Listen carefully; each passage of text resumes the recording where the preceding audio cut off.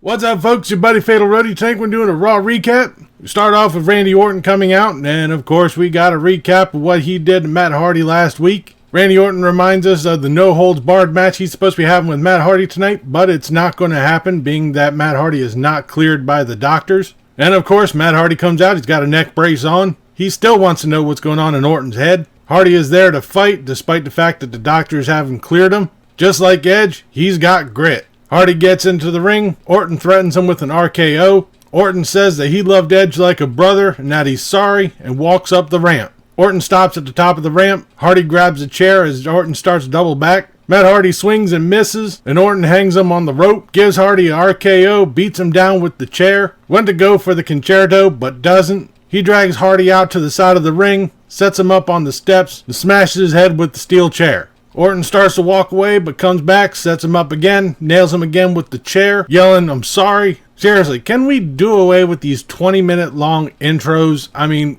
just get into a fucking match. I mean, we can have an intro. I'm not saying do away with the intros. Just cut them down. 10 minutes. Good. 10 minutes or less, awesome. Get right into a match that's fucking too goddamn long. And that's going to be the thing for this whole night. We come back from a commercial, we recap the same thing we saw 5 fucking minutes ago. Then we get on to our first match. Alistair Black versus Erick Rowan. Baby Yoda is in his cage in the corner. Erick Rowan manhandles Alistair Black through most of the match. Black starts to fight back, nails Rowan with 2 Black Mass kicks, gets the pin. This was a good match. I really liked it. About time that Erick Rowan faced someone other than a jobber. Same thing with Alistair Black. And I think the Baby Yoda in the cage is really right now an afterthought. We then have Charlotte Flair coming out. She gets in the ring. Guess what? She points at the WrestleMania sign. We have a recap of NXT Portland where Charlotte Flair beat down on Rhea Ripley and saying that she's going to be facing her for the NXT Women's title at WrestleMania. Charlotte Flair runs her mouth for a little bit. Doesn't really say anything of importance, but she does say that she's going to humble Rhea Ripley at WrestleMania. We then come back from a commercial right into a match. R-Truth versus Mojo versus Riddick Moss for the 24/7 title in a triple threat match. This is an match. Rick Moss retains. Mojo and R-Truth fight in the ring after that. R-Truth stands tall.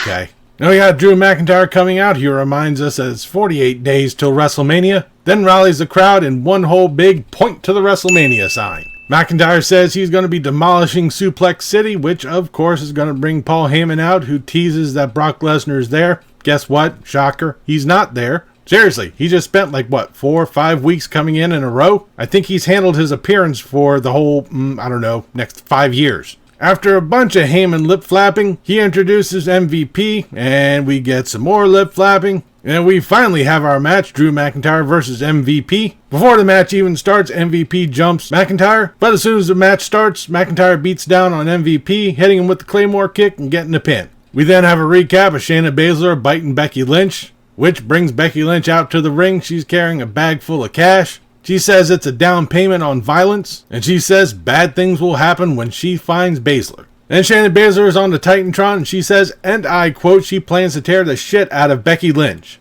We are seriously throwing the PG part of this show out the window, which is good. I don't mind it. Then we have Humberto Carrillo and Rusev versus Angel Garza and Bobby Lashley, with Zelina Vega and Lana at ringside. This was actually a good match. We had the power from Rusev and Bobby Lashley mixed in with the flippy shit and speed of Angel Garza and Humberto Carrillo. I liked it. It was good. I do think it was a goofy pairing because, okay, we got these two people who have a story and these two people who have a story. Let's just save time and make a fucking tag team over it. What?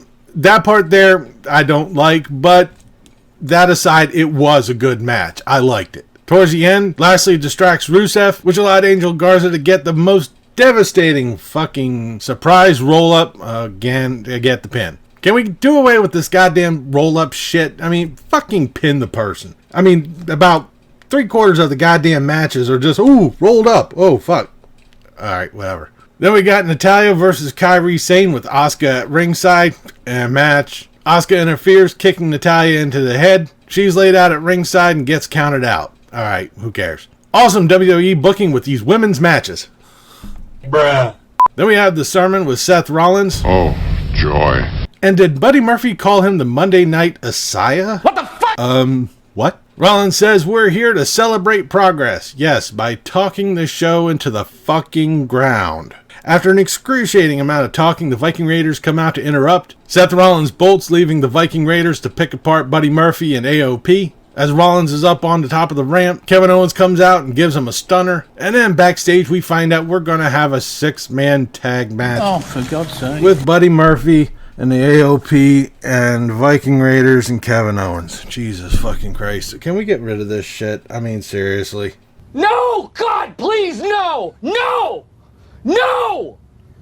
No! Then we have the OC and a returning AJ Styles coming out. AJ hypes himself up about his match at Super Showdown. He says when he wins, he'll be saying, "Who's next?" He lists off a whole bunch of legends and superstars and is interrupted by Ricochet, who talks up his spot against Brock Lesnar at the Super Showdown. Basically, he's just getting fed to him. He challenges AJ Styles to a match. Carl Owens says, "No, I'm not going to have your first match with this loser."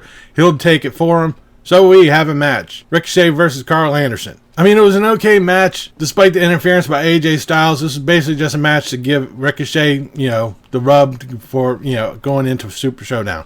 Okay. Probably next week he'll be going up against Luke Gallows. Now we have yet another recap of what Randy Orton did to Matt Hardy earlier today. We're just goldfish. We're just stupid goldfish. Then a backstage interview with Liv Morgan. She says that she's not a little puppy on a leash and that she'll be eliminating Ruby Riott at the Elimination Chamber pay-per-view. And then we come to our super awesome main event. Yeah! I can't. No, sorry. Kevin Owens and the Viking Raiders versus Murphy and the AOP. Yay. Again, the only good part of this was when AOP was going up against the Viking Raiders. Other than that, it was the same match we've seen, for 4 weeks in a fucking row? Even Jerry Lawler is repeating this same fucking line about insanity.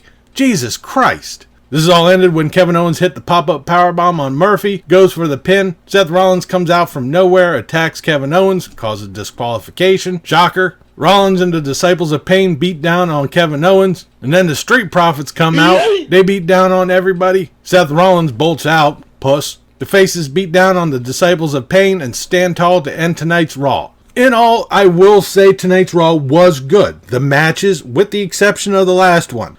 Everything else was good. That last match fucking sucked. We've seen it 5,842 fucking times. We're gonna freshen it up because now the Street Profits are going to be in it. And we're going to be seeing that one for the next 4 fucking weeks.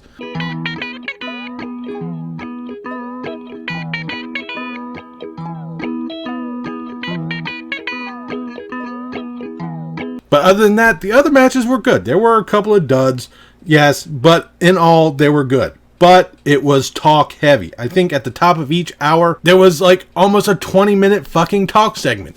Jesus Christ. I mean, what was it? It was 20 minutes on the open. I think Becky Lynch's was about 10, maybe-ish. And then 20 minutes between Seth Rollins and AJ Styles. It's like, that's almost a whole hour's worth of fucking talk. Not to mention the fucking recaps and just... Are you fucking serious? It's a 3-hour fucking show. I know we have to fucking spread time, but make matches. That's what we're here to watch. We're not sitting here to watch someone who... No, fuck it. Stop doing that. But it was a good Raw. I will give it that, with all the other shit taken aside, I will say it was good. But that'll do it for this episode of Raw Recap. I'll be back later this week with the SmackDown review. Leave a comment down below what you thought on tonight's Raw, what you thought about this video. If you liked it, please give me a thumbs up. Don't forget to share and subscribe. I've been Fatalroadie. You've been awesome. Thank you very much for watching. And remember, if it's too loud, you're too old. See ya.